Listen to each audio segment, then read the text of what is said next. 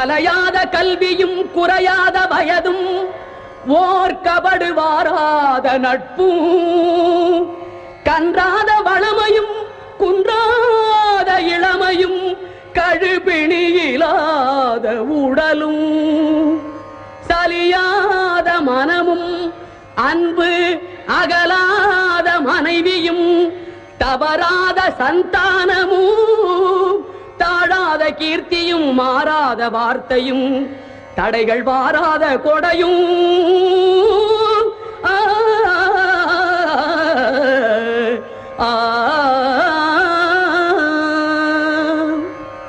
தொலையாத நிதியமும்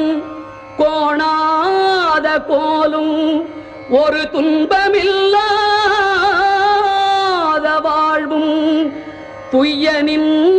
பாதத்தில் அன்பும்